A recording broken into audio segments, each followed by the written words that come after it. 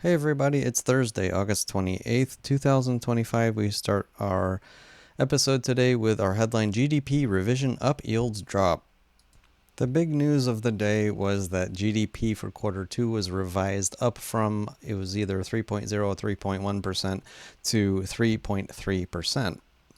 Alongside that news, the main thing I like to look at is the 10-year Treasury note yield, and it dropped by 3 basis points today. Sometimes people can confuse GDP with inflation. A good GDP number is not necessarily inflationary. It simply means that stuff is being made and services are being provided at a higher rate than before. It went up 3.3%. Second headline of the day, jobless claims flat. Initial jobless claims came in lower than expected and not a very high number at 229,000. And continued claims are starting to look flatter and flatter, although in the upper range of the past over 3 years. We're at the top here, but we are basically going flat here, and that is a sign that it could go down. I don't think it will. I think there's a lot of other signals out there saying that we really indeed are headed into a recession, and we're not there yet. The jobless claims is a huge piece of whether or not the economy is actually blowing up or not. And for this week report, it's not blowing up, not quite yet. On to the community topics. I got some YouTube commenter suggested stocks, and we're going to take a look at HAFN and CNC today. So let's start with the positives. Positive number one, an 11% dividend, 10.5% dividend, very high. If you were to maintain a dividend this high for 10 years, you'd get your entire investment back, and then you'd still own your portion of the company. Also, its current 12 trailing month PE ratio is only 5. That's very, very low. When I look at its earnings per share history, it's a very short history, only 3 years. Not enough time to see how well this company can weather the storm. And as people know, in the shipping industry, which is what this is, they own a lot of ships, it's all about weathering the storm, and the storm can include regulatory changes. It can include competition from other spaces. It can the shipping cycle is kind of wild. Take a look at the bulk dry carriers from Greece, for example. This area is generally very volatile as far as earnings ability goes. And so that, in addition to only a 3-year history, 3-year history of earnings, I'm going to have to take a look at the balance sheet and see if there's something really attractive there. And the balance sheet looks generally pretty solid. We have $1 billion of cash, essentially, 900 million, and then non-current assets, almost no goodwill. That's a plus in my book. And then the net PPE, gross PPE with depreciation, that's good. It's obviously mostly in their ships. They have $2.5 billion worth of ships. So best case scenario, $3.5 billion of assets. It's what the book is, the book value is, sorry, in a nutshell. And with about $2.5 billion of liabilities, the book value for me is around $2 billion. So the way I do value investing is I take a look at the market cap. The current price of the entire company is actually higher than $2 billion. It's $3 billion. If this were to drop by half, in other words, if the price of this stock were to drop down to around $3 a share, right now it looks like it's around $6. That would be a very potentially attractive investment. However, I don't even know how much you should discount the value of a ship. You can't exactly just sell $3 billion of ships on the open market and expect to get the going, or the expected price or whatever price they have in there. And ships are really expensive just to maintain.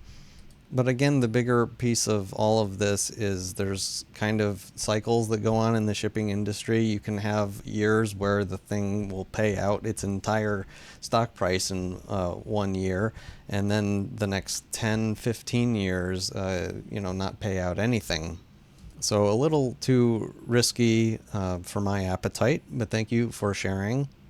The other one that was suggested that I wanted to go over is CNC. CNC is in the healthcare industry. It's this little red block right there. So it's big enough to be part of the S&P 500. So somewhat of a leader in its category.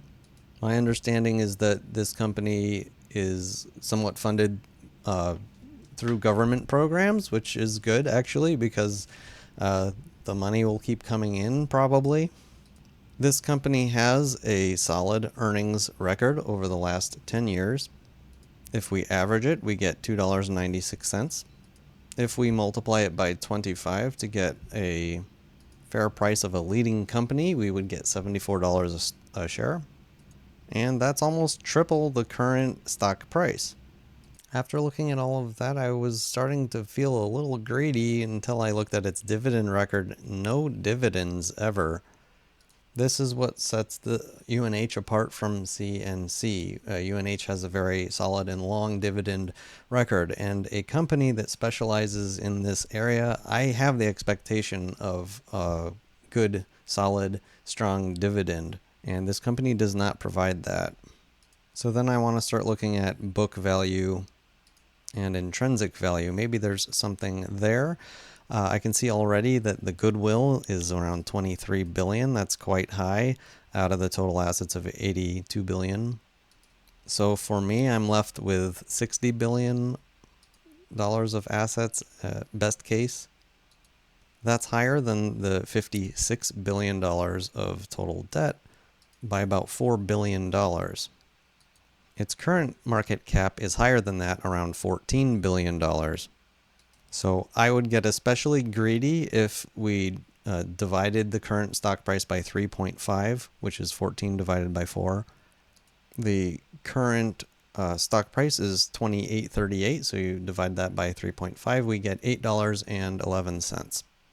So that would be a sort of, liquidating value. You subtract 30% from that, 30%, which would give you a discount. If it got down to $5.70, I would be buying loads of it. But at its current price of $28.38 with zero dividend in a healthcare management industry, not quite for me. Not yet. In a different industry, I might be more keen. But this isn't a super growthy area. This is an area where I think dividends are expected. I'm not sure what they're going to do with all the cash they have. Not paying it out says something is not so great about management for me as well. So thank you for your suggestions. Coming up tomorrow, Friday, we have personal income and savings rate coming out. Remember, the savings rate is it's been below 5, and if it stays this way, it's just another sign that we really are indeed headed into something worse. We also have PCE data coming out, the Fed favorite inflation gauge, and as always, tariff updates continuously. Thank you very much for watching, liking, subscribing, commenting, and supporting Robschild. Read my website to understand my daily reminders, macro viewpoints, and my portfolio. Although I need to update this. Don't take this too seriously yet. As long as it says under construction, take everything with a huge grain of salt at this time. Besides my long duration bond explanation, I think that's pretty good. And lastly, no changes to the crystal ball ratings. On to the charts, starting with SPX, the S&P 500 at a new all-time closing high off of that good GDP data coming out today. The gains were more heavily weighted in larger companies as the advanced decline line actually ticked downwards today. And interestingly, Nvidia was not a part of that rally, dropping by the close 0.8%. Interestingly, NVIDIA in after hours yesterday, when they announced their earnings, we were down between 2 and 4%. And today, well, retailers bought the dip. Another really notable thing that happened today was SMH, ETF that holds all the semiconductors. Obviously, NVIDIA is a huge part of this. The index actually rose today, suggesting that even though NVIDIA earnings were not as great as the market had expected, the industry overall is being interpreted for now as still having more growth. Next up, the Qs, the NASDAQ, rising today as well, 0.63%, still in this head and shoulders developing pattern. I think this may end up turning into a head and shoulders top, but we'll see. The GDP report gave the bond market permission to further tighten credit spreads in an already very tight credit spread condition.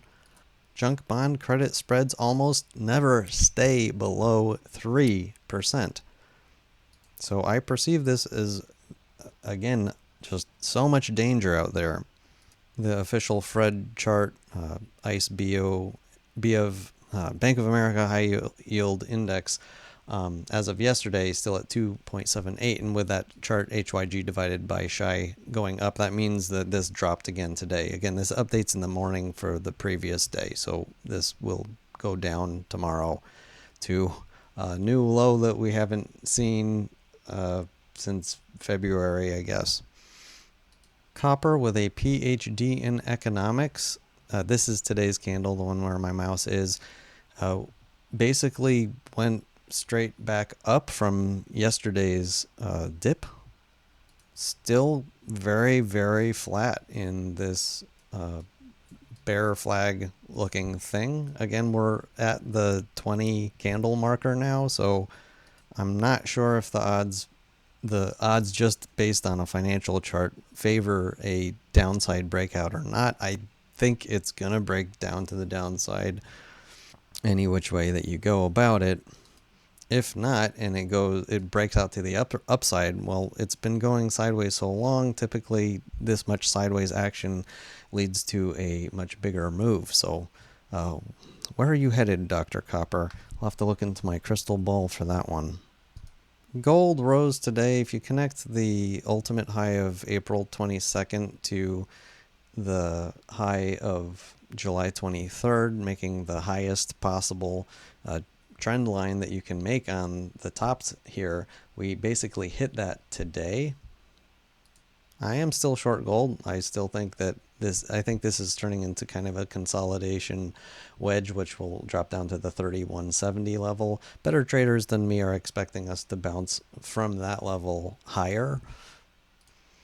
Because I believe gold is in a bubble, I'm not of that opinion. I think the path will turn out to be something like this, where we go down, go up, and then break it to go further down. But we'll see. EWZ, one of my largest holdings, a Brazilian ETF. By the way, just to reveal my exit point, I do plan on selling this fund and all of my Brazilian exposure when EWZ gets to $42, because that's when the dividend drops to 4%, which is still pretty high, but it's just not like ultra unbelievably high. Right now it's still like around 6%, and so down to 4%, it's still super high. I mean, for an entire nation of stocks producing this much dividend from their stocks is ridiculous. I mean, over time, the amount that they pay out generally goes up along with inflation. So you typically expect your dividend yield to be lower than what you can get, say, on a U.S. Treasury. And it is a bit lower, but not a ton lower. This is anyway. And then the other way to do it is that the PE ratio of EWZ is around 15 at this same level, $42. I also want to bring out a chart pattern that if we go back to 2011, when this very fund, by the way, was $102 in 2011, if you can believe that.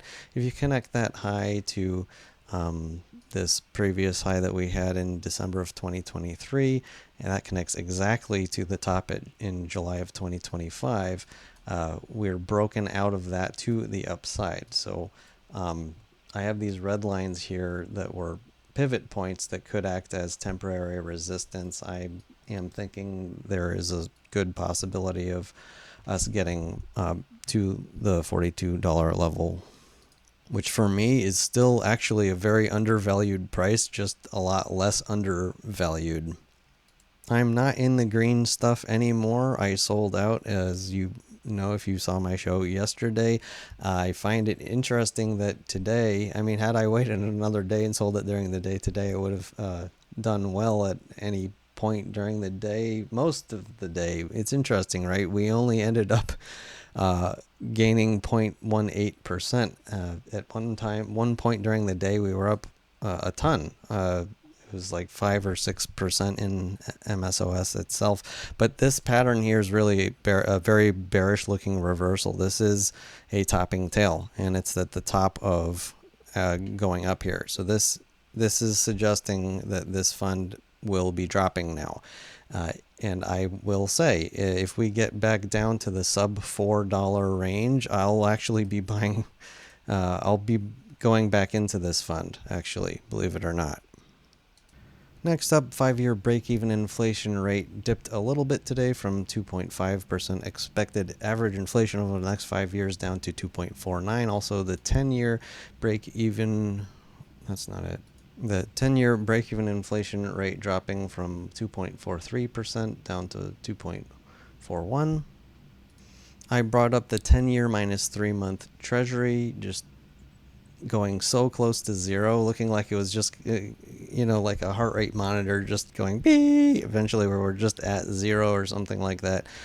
So now we're back in inverted territory. We're now saying that, the 10-year is dropping enough to tell the Fed, hey, we need these cuts. You are strangling the economy. If we don't get one of these gray bar recessions post this gigantic inversion soon, I'm probably going to eat my own hat at this point. Just to remind everybody quickly how extreme valuations have gotten, this chart of the S&P 500 dividend yield back to 1880 shows that the S&P 500 usually pays out between 4, 7, 8%, and then since the 90s and 2000 it became more normal to be around 2%. Right now, it's at 1.19%, a level not seen since the dot-com bubble. And before then, never seen, ever.